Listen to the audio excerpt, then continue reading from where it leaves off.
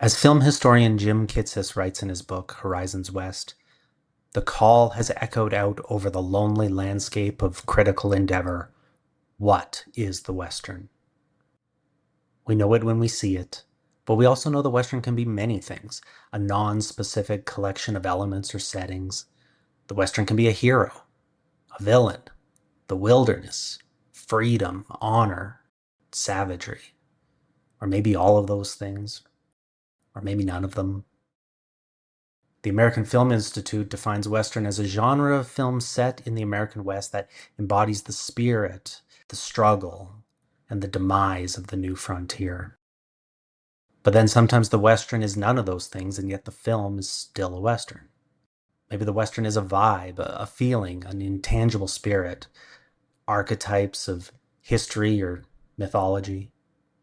Maybe the Western is the sound of a hawk overhead, or the click of a gun, or horse hooves thundering across the prairie.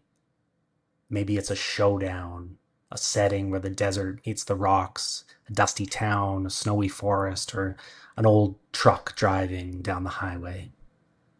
The Western can be many things, all of those things, or none of those things.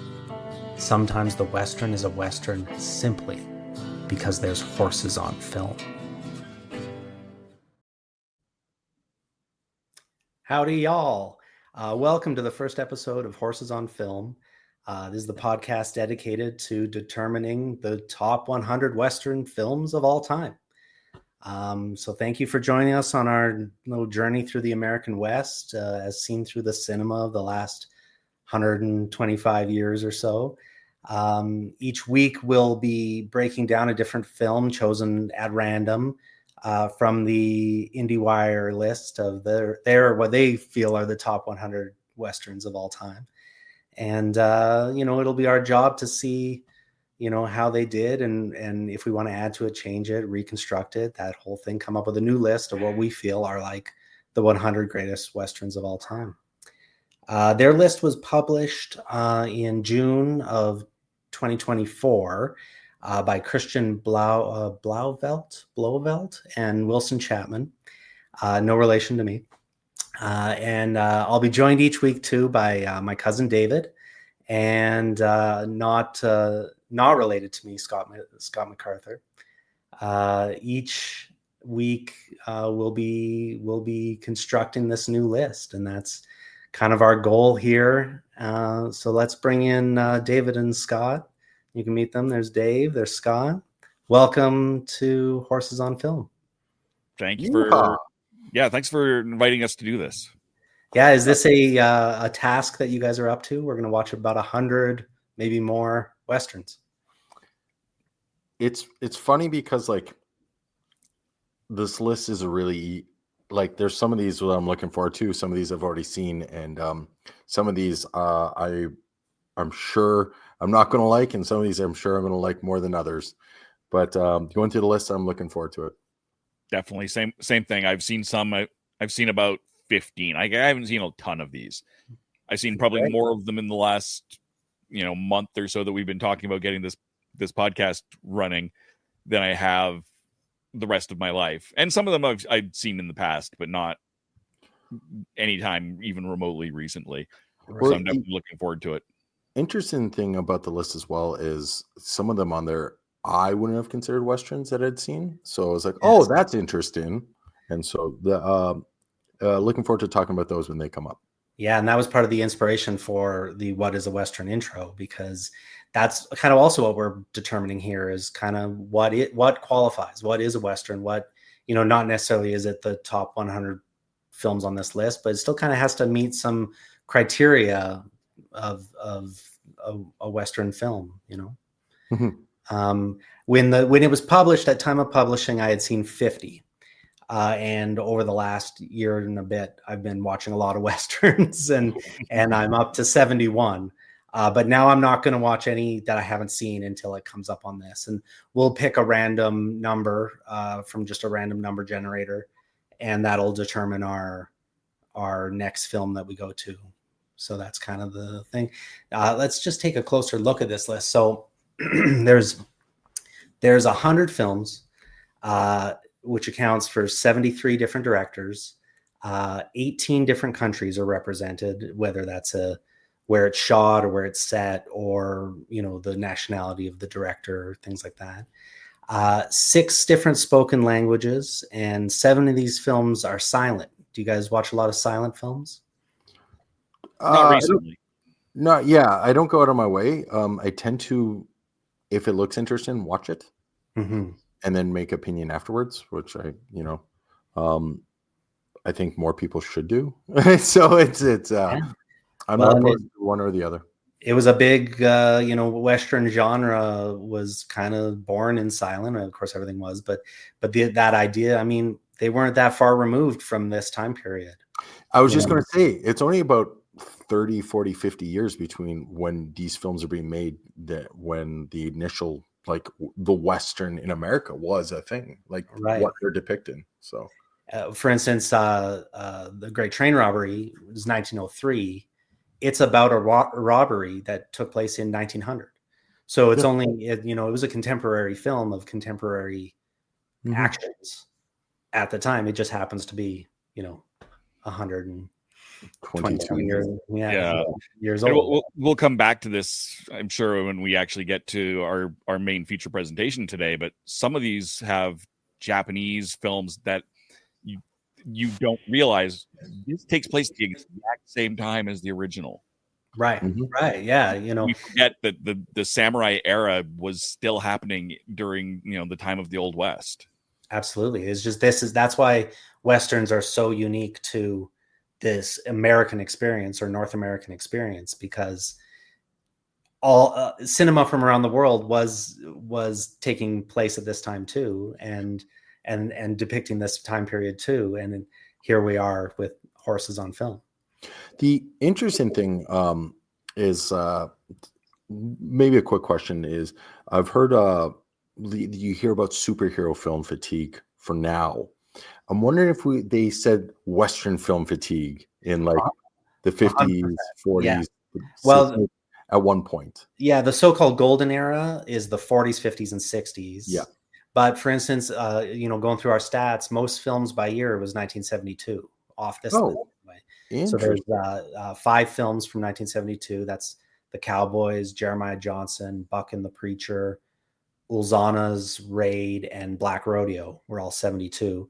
But they talk a lot about, like the death of the Western, or, the resurgence of the Western. And it's one of those things where maybe it never really went away. We look at this list and we have, there's only been 12 films since the year 2000. Okay. But then there was 12 films that predated the golden age, so-called golden age. Yeah. 1952, 55, 66, 69, and 70 all have 4 films. So you can see that obviously the 50s and 60s were the bulk of it. But there's great Westerns being made very recently. The newest film on this list is 2023, and the oldest film is 1903. So, it spans. Definitely there was a time where there'd be multiple Westerns in the theater at the same time. And now it feels like maybe that's not the case. There's a Western every now and then. It certainly has shifted. It shifted to space films when Star Wars came in, and it shifted to superhero movies in, the last few decades. And definitely Western fatigue was a thing for sure. Yeah. One of the things I'm looking forward to going through the list, especially now that you've highlighted it, is the climate and seeing that depicted.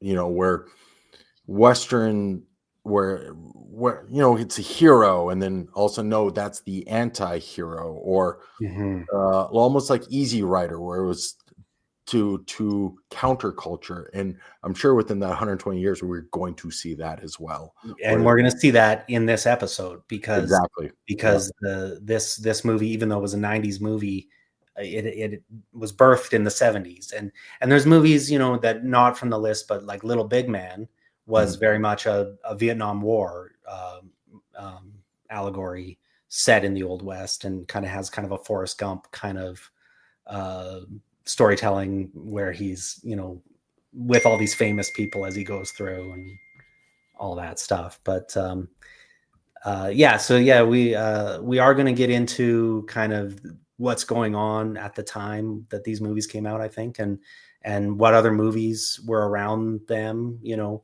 what movies were from these directors. You know, not all these directors only made Westerns.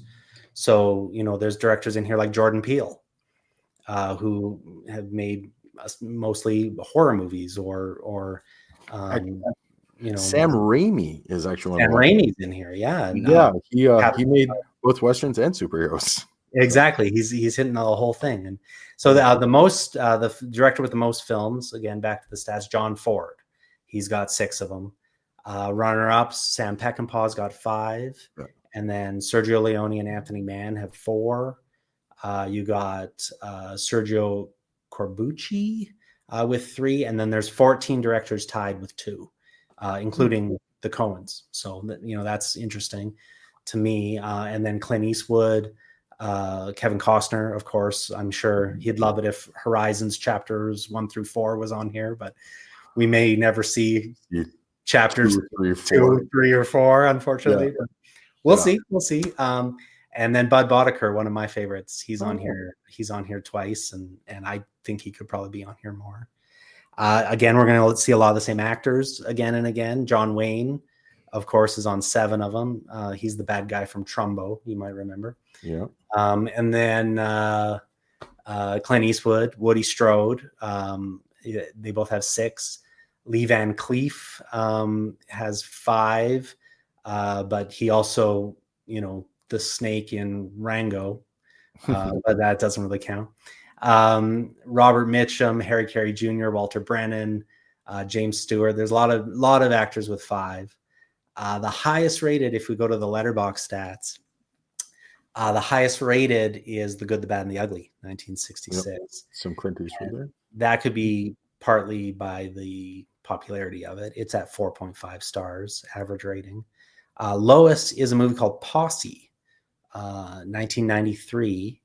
It's one that I haven't seen, so I'm really looking forward to seeing that. It's probably, my guess, underrated if it made this list. That's my theory. The most popular, meaning the most people have logged it on Letterboxd, would be Nope, Jordan Peele. I was actually, I keep looking down. I have the list right here. And Nope, Jordan Peele is an interesting one because he does come from horror as well. Yeah, absolutely. And comedy. What's that, sorry? And he also does comedy with Key and Peele. Yeah, absolutely. I got a chance to work with him on season 1 of Fargo too. So that'll be the drinking game for this, is how many times Cam mentions whether or not he got to work with somebody in the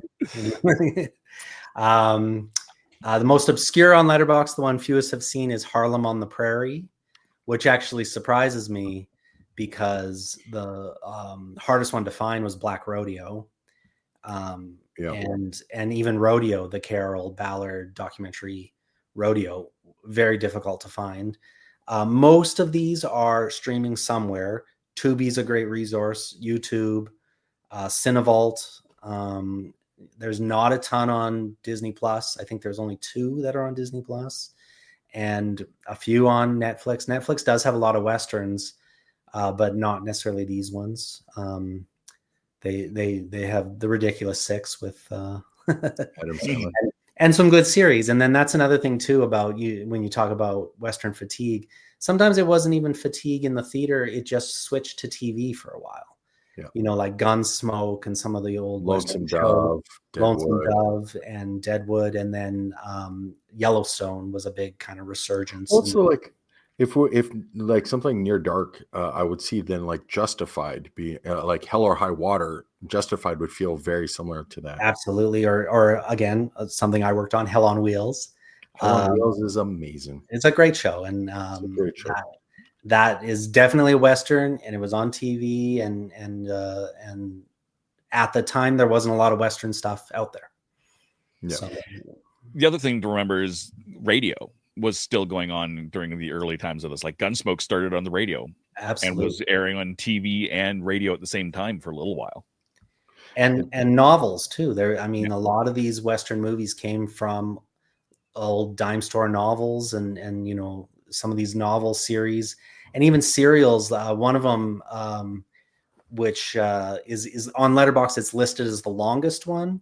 It's called Phantom Empire, and it's kind of a sci-fi Western thing with Roy Rogers and wait, maybe not Roy Rogers. I'm going to get that wrong. But anyway, it's listed as 245 minutes, but that's the entirety of the serial.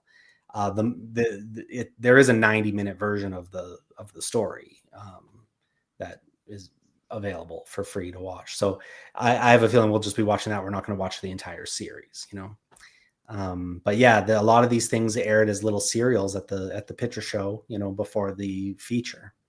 So yeah.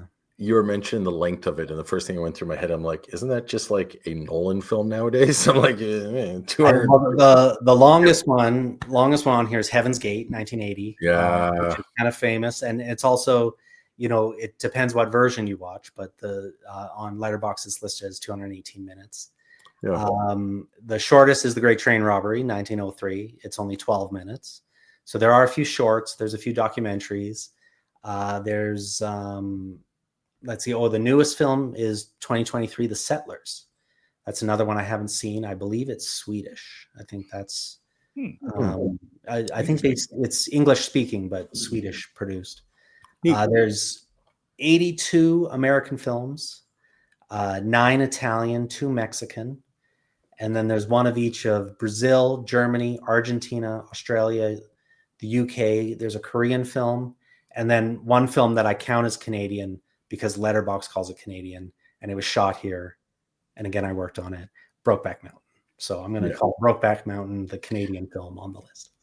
I'm glad I'm only drinking water. Yeah. Right now. Just for the record. I mentioned before we started that there was a couple films that stand out to me. The Australian one, The Proposition, is there's a scene in that film, the whip. Have you seen it? Yes. The whipping scene sticks with me. I saw it when it came out, and to this day, I can clearly, like, the sound and the visuals. And there's a moment when everyone turns away, and I was just like, it's funny when we get to the film we're going to talk about now. They talk about a whipping in it as well, and my mind instantly went to that. It's so, again, texture. It's so you can almost taste in your mouth that scene. It's a gritty film. It's a raw film. Great cast, Nick Cave. Like, we'll get there when we get there, but that's a film. I recommend it to people, but like not in like a easy way. It's a rough watch. And I think there could be more Australian films on this list too. There's a lot of Australian-based westerns. Even something that maybe you'd push that it's maybe not a western, but Picnic at Hanging Rock. To me, I haven't seen it. It's a beautiful, kind of interesting film, and I would say it's set in the Old West. It's kind of Victorian-ish, and it's I think it's interesting. Another stat I wanted to put out: there's 5 female directors on this list out of 100. Again, maybe something that will be more of as we go. Once we get into 200 years of Western films, we'll maybe have more to choose from. But yes, there's 95 male directors. I think 100. I'm shocked we don't see more Westerns as a whole.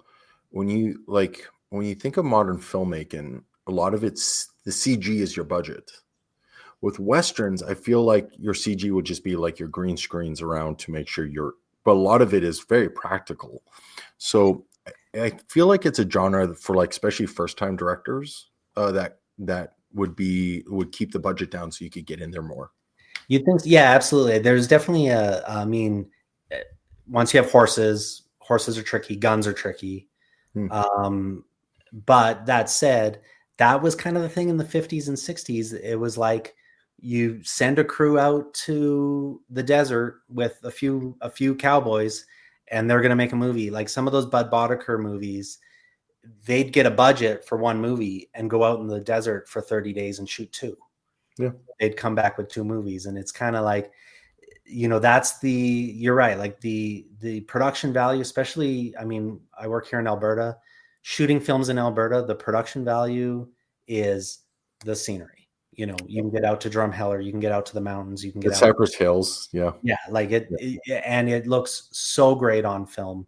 Even if it's a bad film, a Western usually looks pretty great. It's pretty hard, and it's usually in the conversation for cinematography awards and things like that, because you just get outside with the big sky, and what looks better than a horse on film, which is why we called it Horses on Film.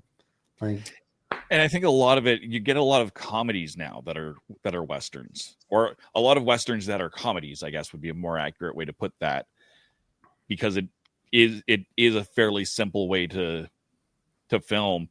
And so it lends itself, and there's so many tropes to it. Right. You can, you don't want AI Westerns, but there's certainly elements that Westerns, there's a poker game, there's a shootout, there's a hero, there's a villain, it's sort of a prospector. Yeah. It's a recipe for a film that, and I think we generally find them entertaining. And they can get very economical. Or then the other side of it is, a movie like How the West Was Won, or or Horizon, some of these things where they're telling a huge story, where it's this is the whole story of the entire West in 3 hours, or some of these are 74 minutes. Some of these are, a woman is kidnapped by 3 bandits and somebody has to save her. It's funny you said that, and I was like, I think there's longer episodes of Breaking Bad. like it's just like absolutely, yeah. There's longer. Super easy to watch. It's the other side of it is back to the more cultural conversation. Maybe is the depiction of cultures is the word I'm going to use. Absolutely, has also changed. In many cases, the erasure of a culture. Okay. Like a huge portion of the cowboys were African American. They were freed slaves or free African American U.S. citizens, and they were the majority of the workforce as cowboys. And a lot of these films, start to hint at it or start to feather it in here and there, but they definitely do not do a great job of depicting real life on the West. The other thing too is women. Women built the West in very a lot of these towns were established because women put down roots, and that kind of gets brushed over in a lot of these movies. The Western movies are the history of Western movies. They're not the history of the West. Yeah. It's a recounting of what the world was in 1872. This is what was on film in 1966 about 1872. So, I think it would be interesting to just almost count those things based on year of the film, and as you get closer today, I bet you a lot of that would start to come forward, where let's actually be more accurate to the time period than accurate to the audience. I think Native American representation would be the most obvious one, because you're going to start in the old Disney ones, and they were rough. There was a pretty rough depiction. Even if it was a honorable depiction of them, it was definitely cowboys and Indians. It was the good guys and the bad guys. And then they kind of got away from that. And then once you get into movies and, Dances with Wolves, and they start kind of bringing in more of that cultural sensitivity and accuracy. It starts being, better, in many ways a better film because of it. Yeah. The one that didn't make the list that I think did it really well is I think it's 94 Maverick with Mel Gibson. Oh, yeah. But Graham Greene, who recently passed, there's a scene with him where he's talking about we're just playing into the stereotype for this Russian guy. And then just and I saw that and I found that really I like that a lot. We're not like this at all, but that's what they think, so we're going to go with it. Yeah, even a kind of a stupid movie, A Million Ways to Die in the West. Yeah. They kind of poke fun at how poorly natives were depicted at the time, in just the kind of the right way where you're like, okay, they're in on the joke, and then I think that's the secret is when you're in on the joke. I've had more than one conversation about the Ridiculous Six being like, what is the line on this one? Yeah, I don't think they quite had the I don't think so either. sensitivities in place But, like, on that one. again, with Maverick, like you got the poker game, you got like Bruce Coburn, you got a fantastic cast, James Garner, and it feels like they're almost pointing at the film genre itself, using the genre to do it. And I thought that was I don't know if I'm sad that it's on the list. I actually quite enjoy the film. It's not my favorite, but it's a fun movie, and I think there's a lot of, you mentioned it earlier, Hell or High Water, and Hell or High Water is so good. One of my favorite movies of all time. And I'll be, over the course of 100 or so episodes, I will be pushing that one on everybody. And again, it hits those things. It's Texas, it's bank robberies, it's Dr. Pepper. They've got it all. Another one, the Last Picture Show. That's you're getting into kind of the end of the era and the death, the death of a town, as opposed to the birth of a town. And a lot of these old ones you're seeing where they're settling and setting down roots, and then we are going to get enough movies in enough years where you're going to start to see those roots get torn up and kind of the end of the era. So I hope this is an interesting journey. I hope you guys are excited to go on it, and we're going to have some special guests here and there, and we're going to watch a lot of Westerns. I'm excited for it. I feel like if this is the Dirty Dozen, I'm on board. We can do all right. Yeah, we're putting a team together. Let's put a team together. Yeah. Wait, are we doing a heist film now? Yeah. There are heist films on here, and there's I'd be curious who, like, the audience with, because like I'm putting a team together. You got Nick Fury or Danny Ocean, or you got, like, I'm wondering where the reference hits for different people. Yeah. So exactly. Or the professionals. Professionals. Going back to these old guys. So yeah. All right. Well, do you want to get going into our feature presentation here? I think we can definitely do that. And that's going to be, of course, Unforgiven. Unforgiven is the first one on the list that we're going to tackle anyway. Yeah, it is number 18 on Indiewire's list. Directed by Clint Eastwood, written by David Webb Peoples, who you may know from Blade Runner, movies like that, and starring Clint Eastwood, Gene Hackman, and Morgan Freeman.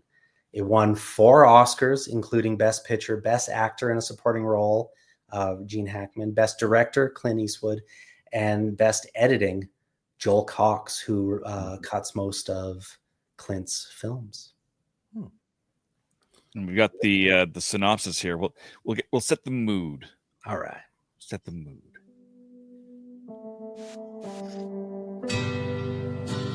William Munny is a retired, once-ruthless killer turned gentle widower and hog farmer. To help support his 2 motherless children, he accepts one last bounty hunter mission to find the men who brutalized a prostitute. Joined by his former partner and a cocky greenhorn, he takes on a corrupt sheriff.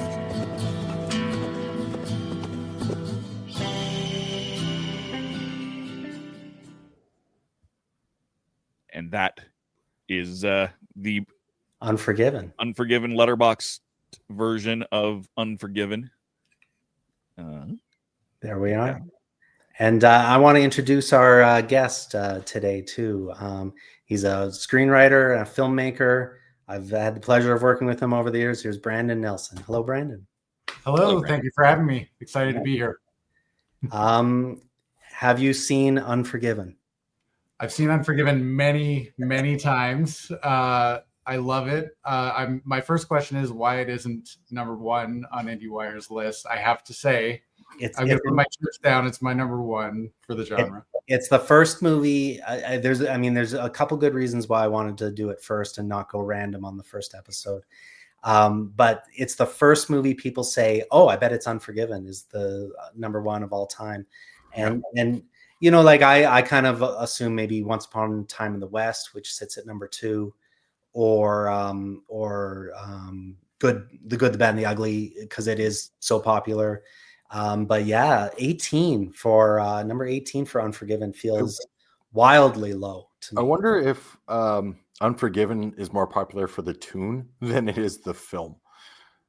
Yeah, or you know, and even just the fact that it's one of the few that won Best Picture. Yeah. Like they feel like it's already been given its laurels, and we don't really need to.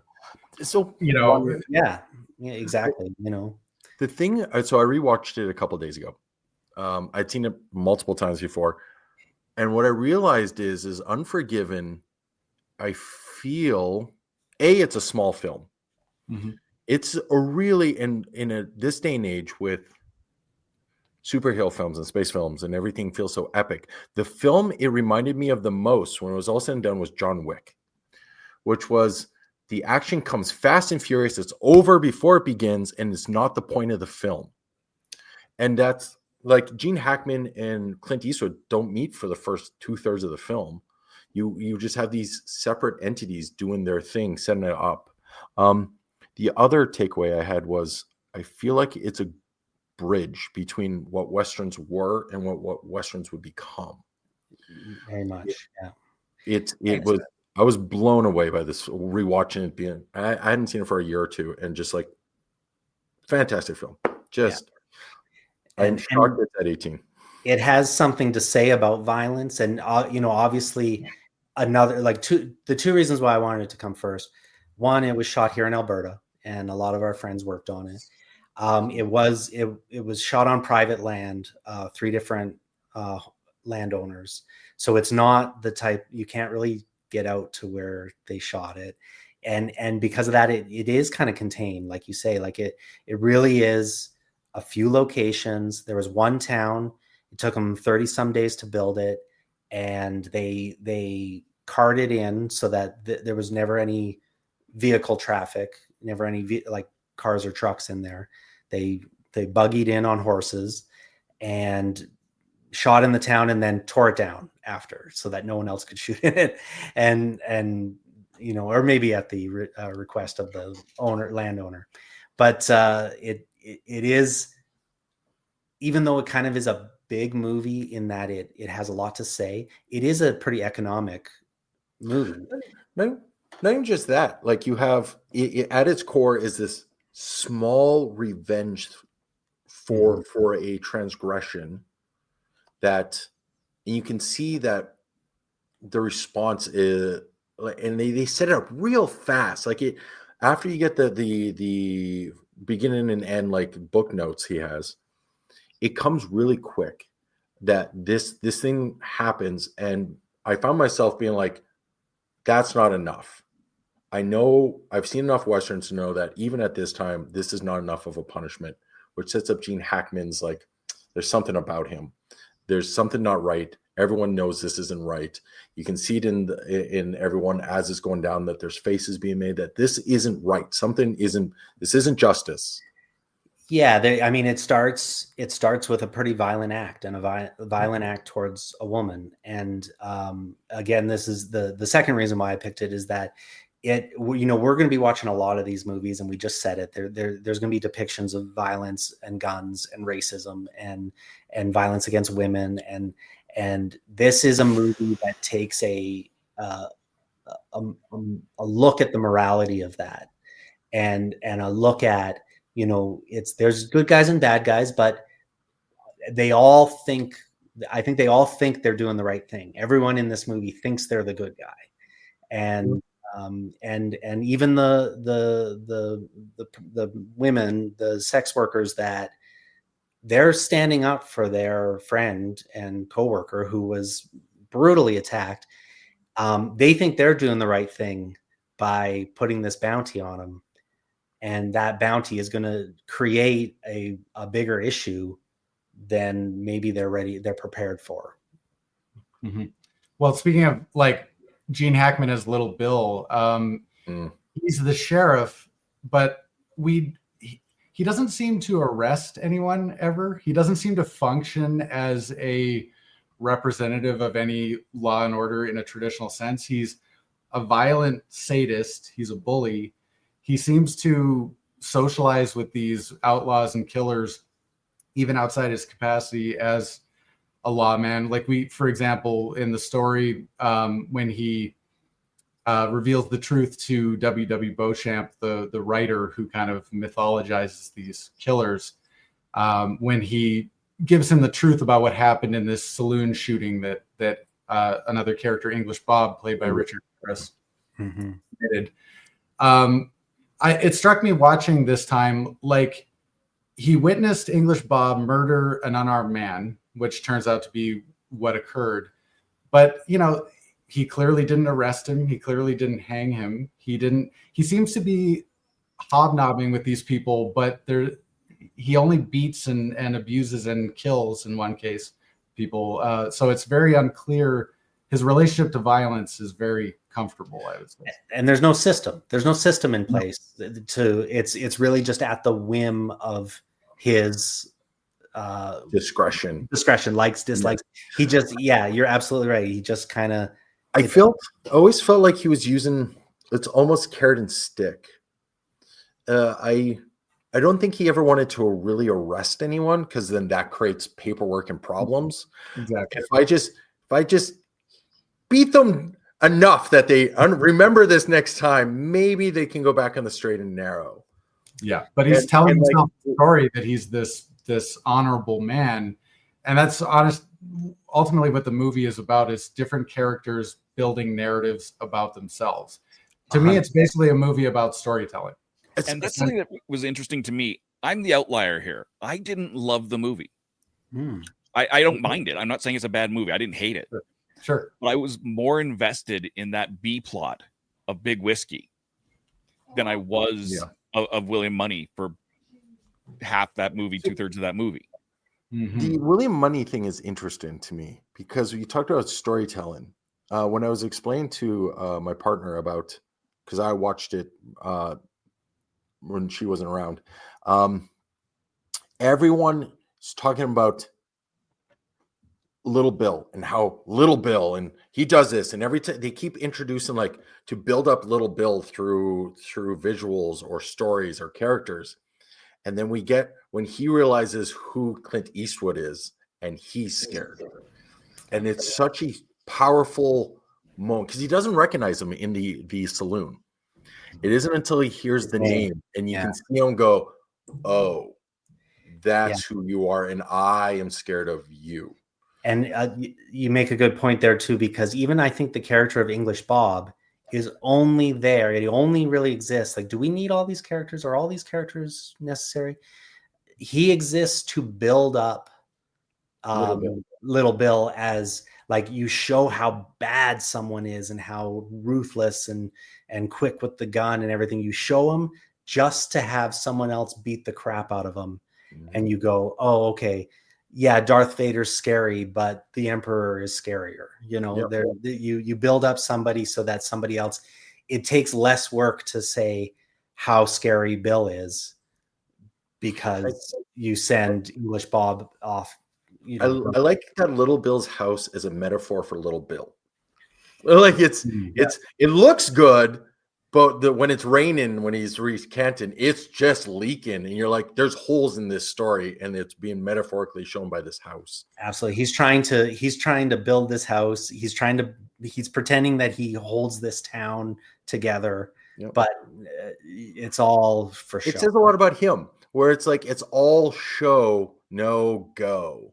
And it's so, and then when you get this scene where they're dividing the pigs, and you can just see that, like, this isn't Clint Eastwood, this isn't him. I feel like that life was more of the wife, who we don't get to meet. I think that was more, he's doing that for her. And he brings that up a lot. She's, for a character that's never on screen, she is in almost every scene. and just a drive-in plot for this man. And it's very interesting. The not voiceover, but the little scroll at the beginning, the writing on screen, and the end. They're almost talking about, like, there's this very interesting movie that happens before this movie, and then there's a very interesting movie that's happening at the same time as this movie, where the mother is still trying to figure out what caused her daughter to marry this man. Yep. And then he turned around seemingly, but he still had this killer inside of him that was going to be unleashed at some point. But even like you say, that intro with the pigs, it's not the big hero moment. It's not Randolph Scott riding up on the edge of a cliff with the sun setting behind him. You know, it's a very un-Western introduction to this character. Actually made me like it more. Absolutely. It feels like The Sopranos, where we're just brought in at one point and then we leave at one point. I know it happened before. I know it happened afterwards. You said there was a film before, and the first thing that came to mind is like episode 4, and then the scroll. It could have been. But the scroll is about characters that we don't see in the film, but it informs so much of what we know about William Munny. It's like, okay, if this delightful woman, Claudia, who we never meet, saw something in this guy, William Munny, I got to give him a chance, I guess. So I'll go on the journey with him and see if he really is as good as he's telling himself. But he's trying to tell himself that story too. He's trying to build that narrative. I'm just a fella now. I'm just a good guy. And all of his true stories, his violent stories, he's the only one in the movie that doesn't, he's actively trying to suppress the story. Don't tell my kids, I don't recollect. Everyone else is aggrandizing everything they've done with a pistol, but he's like, keep that quiet. I'm ashamed. Yeah. You see that in the, I can't remember the name of the kid, the Schofield kid, where he's like, you are this person. He's like, no, keep that to yourself. Like, it's not, that person is dead. Yeah, he can't even believe it when he sees that he's been beat up. He thinks, oh, his gun must have jammed. Yeah, no, like later happens. It later seen the myth, jam, not the man. Right, exactly. And that's why do we need all these characters? Yes, because that's why the writer is there, because the writer is showing us that there's this mythology being created around all of this. It's all about the story we want to tell. Exactly what Brandon said. It's the storytelling element of it. It's not just who we are, but the story we leave behind, you know? Well, it's what you said earlier, Cam, about like these movies are the history of Western movies, not the history of the West. And this movie is a constant collision of the actual West and Western mythologizing. And I think and it's like you have kind of two branches of that. You have the print history with Beauchamp, and you have the storytelling oral tradition of the Schofield kid, just telling tales, keeping this stuff alive, but then being disabused of all these notions at the critical moment. And I think that's the comment on when I mentioned that it feels like this is the line in the sand for modern. I feel like the writing in the mythology is what a traditional Western would have been. Mm-hmm. Well, that story that is being documented would have been like a Quick the Dead and the Ugly, or like an old Western. But no, this is the reality. This is what we live in. It's dirty. It's hard. It's not heroic at all. He gets sick. He gets sick from being out in the rain and ends up. Now that there could be something there because he mentions a few times he's sworn off whiskey. He's not drinking whiskey anymore. And then the town he goes to is big whiskey. Mm-hmm. And he, as soon as he gets to town, he's almost drunk. And he even tells them, I'm not drunk, but he's having fever dreams and he's hallucinating. And it's almost like the town or the return to his violent ways is making him revert. Physically working on him. Yeah. Now, you mentioned the Schofield kid. On the first time I went back and watched this recently, that was the one character I kind of thought we don't need this character, and Dave, I know you watched this in the Japanese remake, the 2013 Japanese remake. It's the Ned character that goes and recruits him. And watching that, I was like, oh, they wrote out the kid. But then they eventually do meet the kid character down the road. But I wonder if you could do this without him, where it's just the Ned story of Ned recruits him because there's this chance at this money, and then he loses his nerve the same way the Schofield kid eventually loses his nerve too. And they kind of tell three different stories about how hard it is to kill somebody. And I don't know if a lot of Westerns really get into that, but it's that, it's easy to pull your gun fast, but it's pulling the trigger that really is the hard part. And English Bob says, like, if you're faced with shooting a queen or royalty, you won't be able to do it because you'll be awestruck, and then there's a few other cases where they say, it's not about being fastest, it's about being cool and knowing that you're gonna make that shot. Well, English Bob, in that instance, I think he and Little Bill are similar in that they think certain people are more deserving of violence than others. English Bob obviously has carried over some very aristocratic ideas, some very traditional class ideas from Britain, and he espouses them as loudly as he can in any saloon or barbershop in America.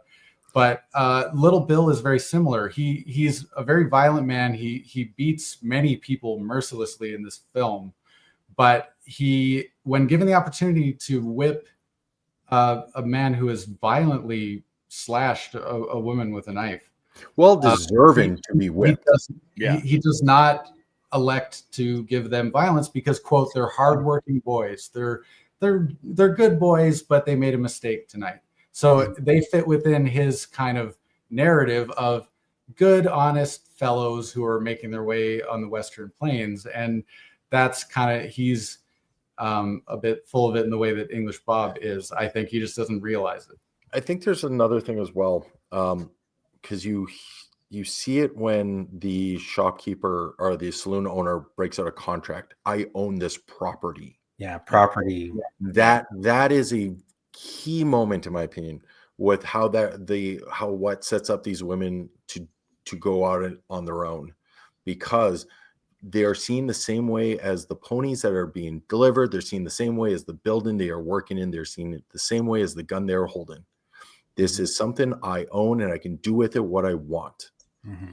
And that's, I think, where the conflict comes, is how dare my property speak out? Yeah, and they have to take control of their own destiny because there's not. They realize very quickly, our best interests are not being served here. Mm-hmm. We have we exist on a lower rung of society, but we have no other option than to hire this out ourselves. And right. And speaking of horses on film, I mean, the Strawberry Alice literally has to say, we may be whores, but we're not horses. Well, and then when he goes to give her the horse, and she goes, "That's all I'm worth." It's right. Another moment where it's just this is the equivalent is a horse, and you're it's not even subtle. It's just, here it is, right? He does say, "This is my best horse," but it's still a horse. And he's trying to give that best horse to the girl that was assaulted, thinking, she has to get something because the deal was made with the owner of the contract hole. And I think Gene Hackman's character felt like he made a fair deal. That he's protecting property owners. He's protecting capital. It's an asset trade. He doesn't see any fault in that at all. But obviously, on a modern lens, it's not close. Also, with Ned's character, Morgan Freeman, the entire time I was watching this, I couldn't get Robin Hood, Prince of Thieves out of my head with his character, and then like Driving Miss Daisy. I don't know if this is the film or maybe Seven, which came soon afterwards, where Morgan Freeman was like, he doesn't have to be the sidekick character to like the Obi-Wan to the Luke, like because he was like that for so long, and then all of a sudden, which again we talked about how like African Americans were pictured in this genre, and this film is actually doing that. But then you have Clint Eastwood be like, no, this guy is this guy. And I think that's the Schofield kid who underestimates this man. And I don't know if he sees him more than his skin color is the reason.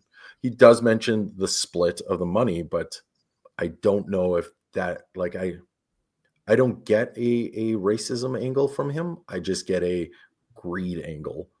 Yeah. But, you know, is that better? Yeah, I don't know. That's speaking of property, but like that's, yeah. I to my understanding, I think the Ned Logan character, Morgan Freeman's character, wasn't written as black. I think that Clint Eastwood, if I'm correct on that, maybe I don't know if you know, Cam, but I believe he was just cast as Morgan Freeman, and it obviously brought a whole new dimension to him being whipped by Little Bill. It charged that scene very heavily. And interesting that's the whipping that resulted in a death. Yes. The only whipping in the film is some random guy. Random guy to them. Yeah. You know, someone who they thought was involved with a revenge murder or a bounty killing or whatever. But still, I think that's the only time I feel that the race became, you know, even when he, you know, goes upstairs at the whorehouse, there's not really a lot of looks about it being well, that's because I think the women see past that, because they're hoping someone can answer their prayers and like between that, I would argue that he's on the same, I'm going to use the word social rung at that time, like that time period as them. A little higher probably, because women have always traditionally been, but like we see in shows like Deadwood and stuff where a white woman is treated better than a black man.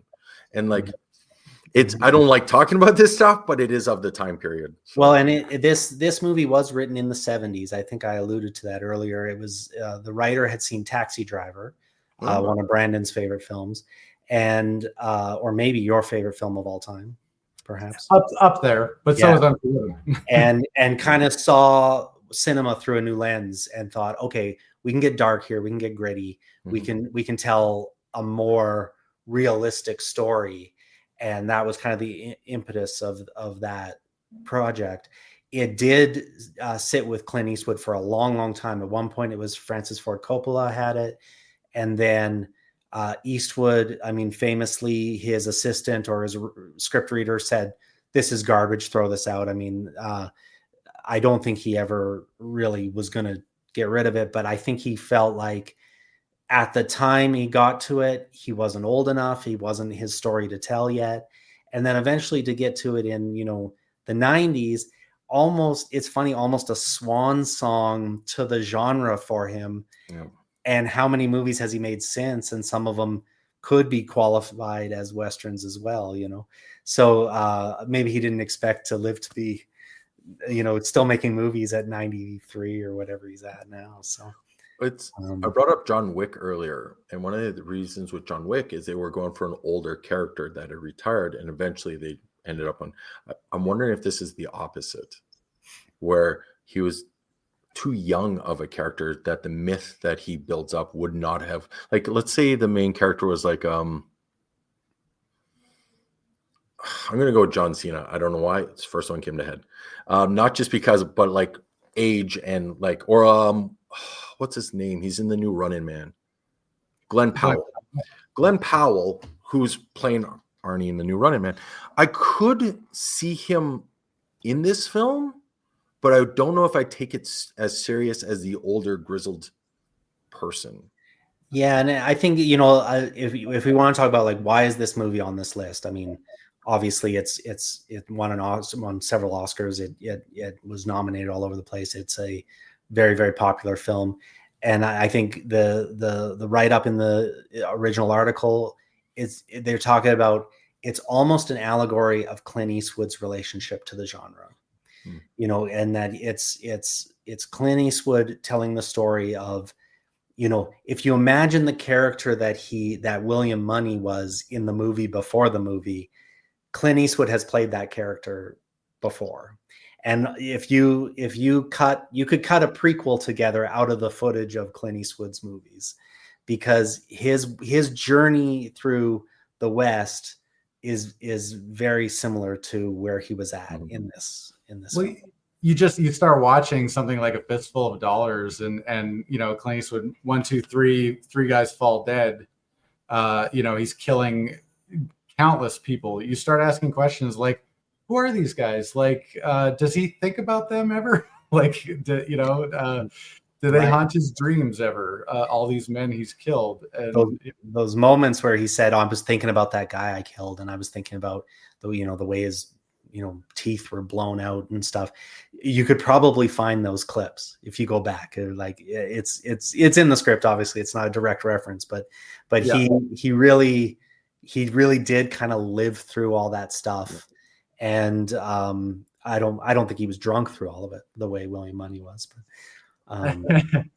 the man with no name gets a name in the last one. Yeah. Joe, right, or something. Yeah. Well, yeah, I was thinking more Munny, but right. Yeah, like the Man with No Name trilogy is the episode 1, 2, and 3.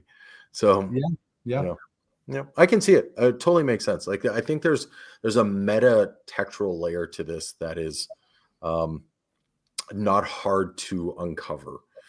Like Hollywood's relationship, the character's relationship, the actor's relationship. There's so much here.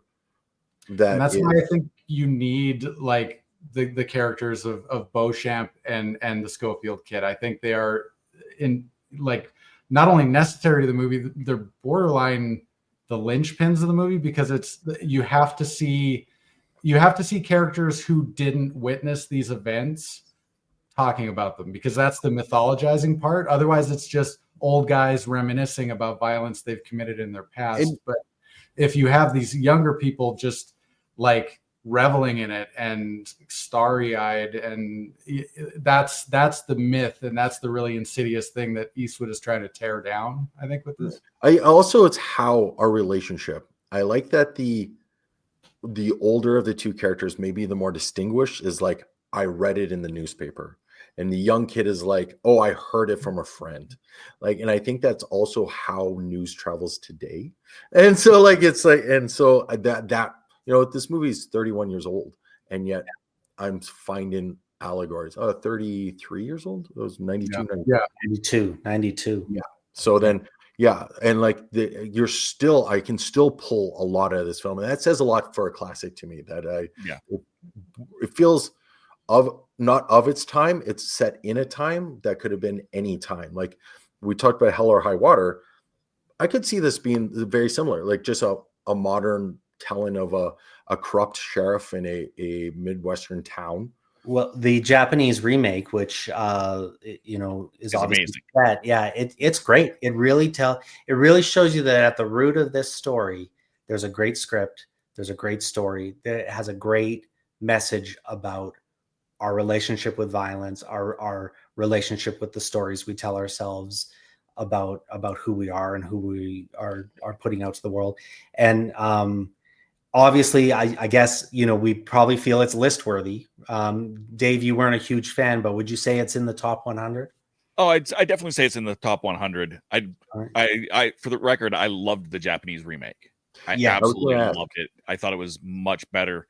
And if you loved this film, go find that Japanese remake and prepare to be blown away, because it's even better. Can I ask, like, if you had to take 3 comparison points between the two that made you like this, the Japanese remake more? The big one is I actually felt invested in the main characters in the A plot. Whereas, like I said, in this, I was more invested in what happened in Big Whiskey and that B plot of English Bob, of all of that happening. I wonder if that's just because Gene Hackman is so That's entirely possible. That's entirely possible. And I mean, that's why Gene Hackman won an Oscar for this. And a movie he didn't want to do. Like, he read the script and thought it was too violent, and he didn't want to do violent stuff. And then he kind of dug into it deeper and thought, oh, it is actually an anti-violent movie. It's showing violence in its true light.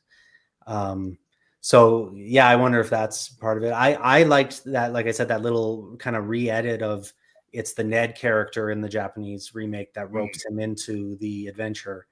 I think that was a good choice they made. Also, I would say the settings and the cinematography in the Japanese one is gorgeous. I mean, it's gorgeous in this. They had a lot to work with in both cases. But I would almost say that if we're talking about what's on the list, what's off the list, I would almost say that remake qualifies enough that at least it's in the conversation for movies we could add to this list, depending how far we want to stray from Westerns. Or we can add it to the list, but only if we can add Fistful of Dollars to the best samurai list.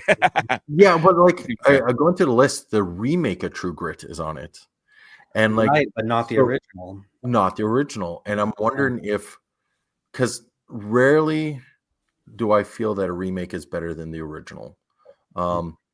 If they remade Star Wars today, I feel like it would not be the same at all. Well, like it's very tough, or like a Back to the Future or something like that. There's just certain movies that are not going to get remade in a positive way, or but again, the core story in those samurai tales, they work so well in the Western setting, and I think in this case you can say vice versa. Definitely. Yeah. Well, there just isn't enough horses. The longest time, the Western, there's just not enough horses. No. So that's one of our segments on this. We're going to try to do. We have something called the horses on film count. We're not going to actually sit here and count how many horses, but we're going to say no horses, some horses, lots of horses, all the horses. So it's kind of a 4 levels. What would you say this movie is? It's not no horses? Is it some horses, lots of horses?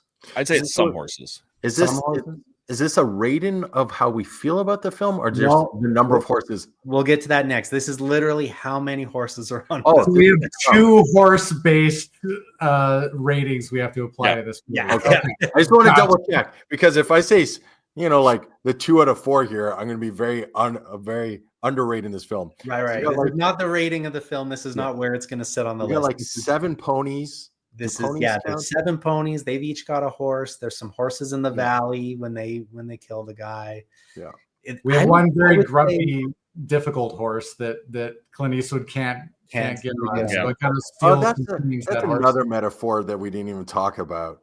Like, it's just, even the horse is over this. Like, I don't want this anymore. Like, I am done with whatever I'm not going on this adventure. Yeah. And the pigs too, the pigs, that was just a very subtle, quick thing to say. They've got the fever, and that's just enough. If you've seen HUD, some of these other movies, when your livestock is sick, that's financial ruin, So that's, if we want to talk about motivation, that's his motivation to do this, regardless of if he wants to or not. These pigs are just getting sick one by one. Yep. Luckily, it doesn't spread to horses. So I think, are we going some horses? I think some horses. Some horses. I feel like it's a lot more on foot than it is on horse. I'm making a spreadsheet. I love a spreadsheet. We'll get that in there. If you could see the amount of work that has gone into the planning of this, it's actually impressive. It's all spreadsheets, but that's all good. Okay, now screen behind you next time. Cam. Yeah. Oh yeah. Exactly. Yeah, we gotta see it. Spreadsheets. It'll be like the when they do those Excel World Championships. I didn't know that existed, and I wish I still. It's real. Check it out. It's real. It's actually again. Yeah. You might not be in for things, but you can appreciate how good someone is at it. Okay. Yeah, that's fair. Yeah. Like, it's in anything genre. Like, I appreciate how good Clint Eastwood is at shooting outlaws. Like, I appreciate that. Absolutely. He's talented. Yeah, he's talented. He does it well. And this was his first. I mean, he had directed before, but this was his first big. This guy's a director, and he walked away with some hardware for it. Do you, on that, do you think he's gotten better? Like, I love Gran Torino. I love $1 Million Baby's kind of sad. I'm not saying but like, I think this might be the height of his directing, in my opinion. Like, yeah, I mean, I really like Jury Number 2. haven't seen it Little kind of Savannah tale. I still think he's, he has a style. Certainly, he has an on-set persona. He doesn't do a lot of takes. He doesn't mess around. But I think he understands where to put the camera, where to put the actors. And I've always said this about directing. Directing is about taste. And he, at the end of the day, it's, do you want this? Do you want that? What's cooler? What's better taste? And I think he has a very high taste level and a respect for the medium. He bridges classic golden age filmmaking and through the 70s, through the 80s, that where there were a lot of changes going on. There were sort of acid westerns and El Topo and things like that coming out in the 70s, but Eastwood sort of kept it classical filmmaking, and he is kind of this singular bridge between those two, the golden age and the new Hollywood and everything that followed since, in a way. I'm wondering if that's why Megalopolis failed, is because it didn't. When we get to the Megalopolis episode of this in season 18, we've got some stuff to say about Megalopolis. I forced Brandon to watch it at the end. I just when you talk about the bridging, I'm wondering if if that's a case where it didn't quite work. Well, think about this. This movie was a Francis Ford Coppola property. Yep. At one point, we could have got Francis Ford Coppola's Unforgiven, and totally unsuited to this. I'm picturing him riding up in the Dracula armor. Yeah, and it's just being it's a scary thought. I love his Dracula. That's a brilliant movie. Bram Stoker's Dracula is amazing. My favorite Coppola movie, but it's like he's so unsuited to Unforgiven.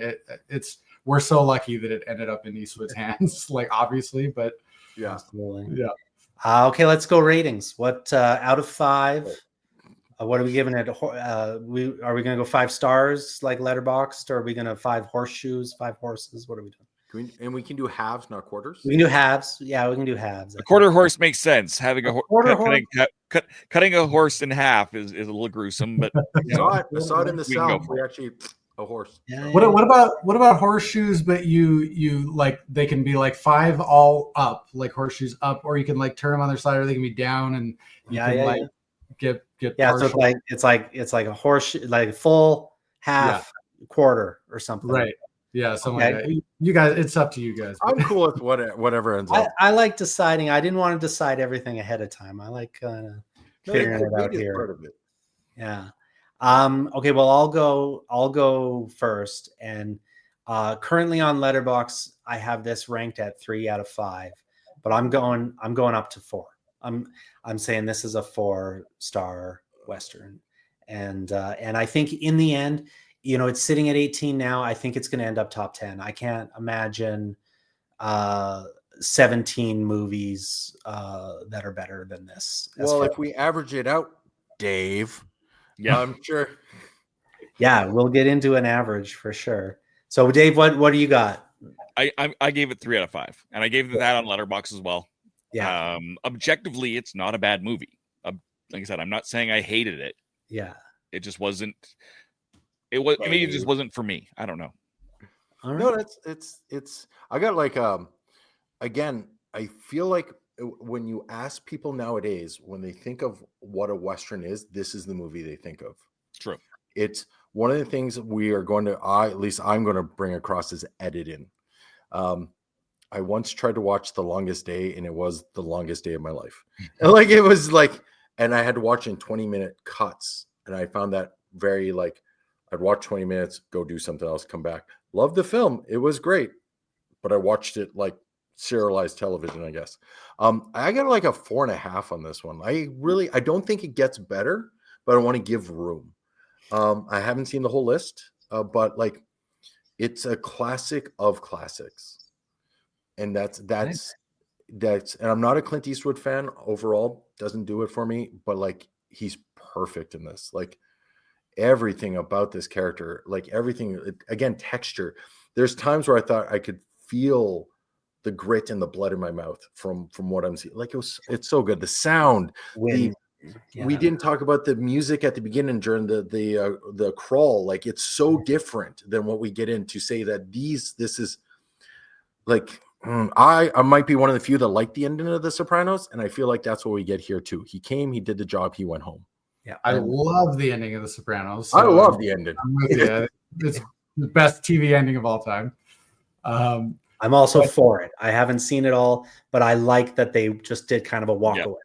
And in this too, where they're like, they think maybe he ended up in San Francisco.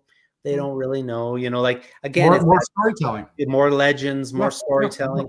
And not really knowing, there wasn't an unmarked grave somewhere. You don't really know what happens to the kids, or if the kids were even okay that whole time. Or the kid. Or like, the Schofield kid. Him, like, we didn't talk about it, but him, like, drinking the whiskey, being like, I'm never going to kill again, with how on board. It's like, I can't wait to meet George Lucas. And you shake his hand, he kind of just brushes you off and go like, I wish I hadn't met my hero. Like, and that's what death was. Don't meet your heroes sometimes.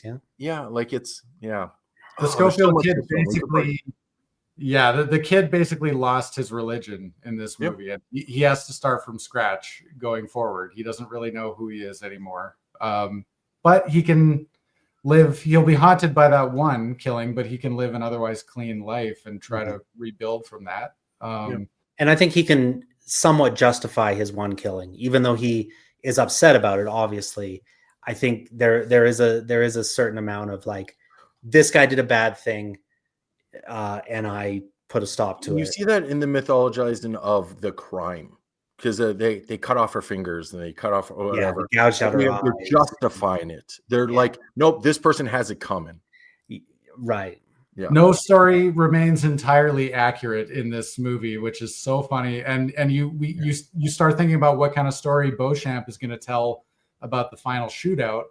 He's going to write that into a book. He's going to BS his way through the entire thing. He's going to make Munny sound, like the Archduke of the West or whatever. But the Angel of Death. He talked about it. That's my personal flair, and poetic license.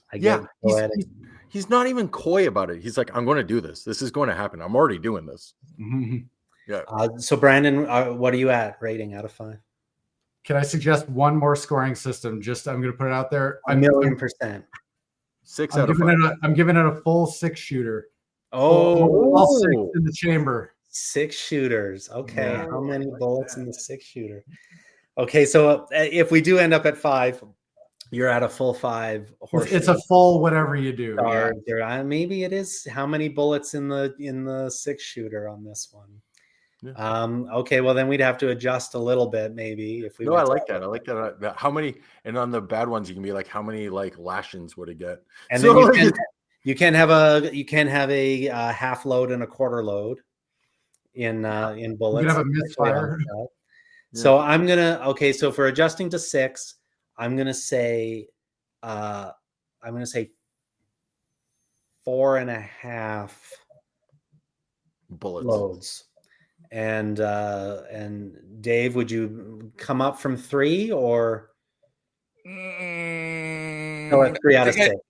I think I'm leaving it at 3. Okay, leave it. I know that I know it's killing Scott, but I think I'm gonna keep it. I show my displeasure with my face. We want different perspectives on this. We don't have to love every movie, and we don't have to hate every movie. It's how many samurai swords would you give it, Dave? 3. Yeah. Oh. How many bullets would you give the Japanese remake? Ooh, if we're going out of 6, I'd probably give that one a 4.5. 4.5. Okay. Scott, out of 6. Out of 6. Oh, this like 6, but the last bullet misfires. I don't know how to explain it. Quarter load. I want to give myself room because I've only watched maybe 15 of these films, and so but this movie is really good. I want to asterisk and say it is fantastic. So 5 and a quarter load. 5 and like 0.75. Like it's so close. It's so I close. I really can't stress enough. Like there's so much. I could watch this film week on week and still pull stuff out of it. I'm sure. Love that. Yeah. Well, I love that that was our first one on the list, and we got some. We got our first 6-shooter on in episode 1 out of 100 plus. So our next film up, we're gonna go to our random number generator. Got number 97. 97. So we're down very close to the bottom of the list.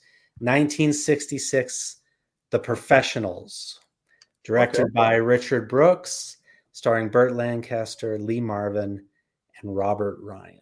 So that'll be next week. I like that it's next to City Slickers.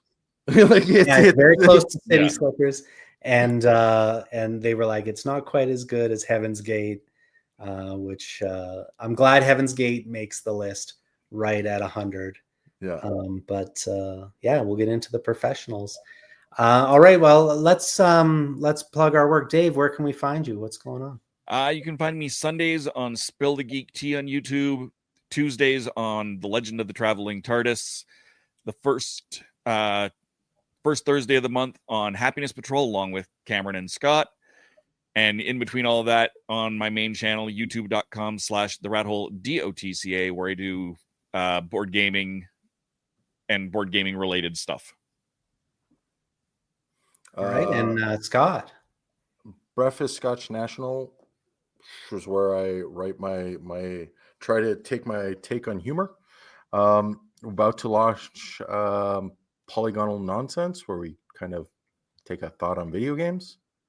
And we're doing positivity for creative, unique news and technology stories. That URL is abbreviated. I'm not going to write it here. That's our positivity for the internet, where we're going to try to do the same thing we do at Breakfast Scotch National with like a positive spin. The one I just wrote was about a bunch of scholars translating old Latin books into English. It's taken 27 years. They've done 45 of the 49 so that these old texts can be read by modern people. Yeah. Amazing. Yeah, it's super. It's stuff like that. Yeah.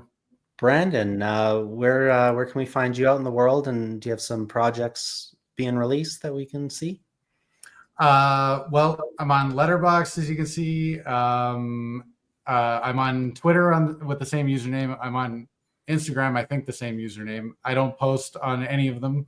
Yeah, it's great. I don't even rate movies or anything, but I do log them when I watch them.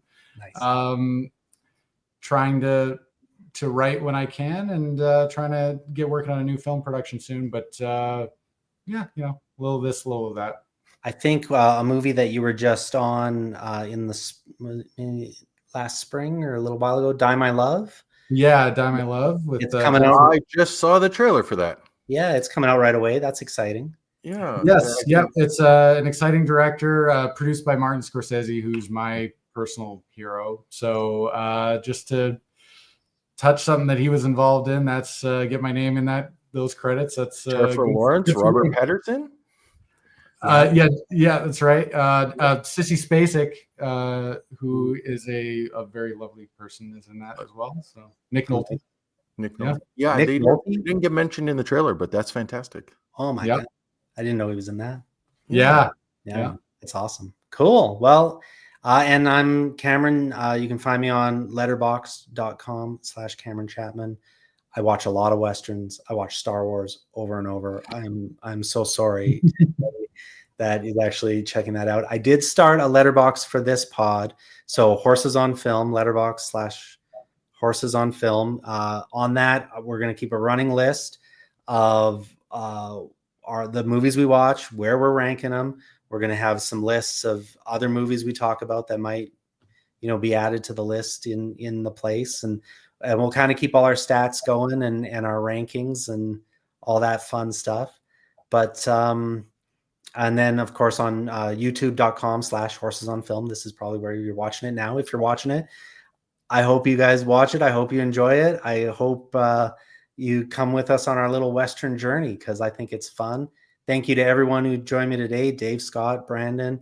I want to thank Brett Alec Bailey. We'll put his link in our show notes. He did our theme song, which I think is beautiful. And I really appreciate that he did that for me and for us. And thank you guys so much. I've been thinking about this for a long, long time.